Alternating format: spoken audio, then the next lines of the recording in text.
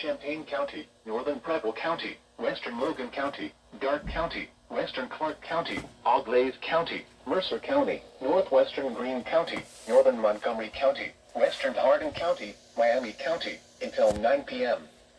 At 8:13 p.m., severe thunderstorms were located along a line extending from near Fort Recovery to 6 miles west of New Madison, moving east at 65 miles an hour.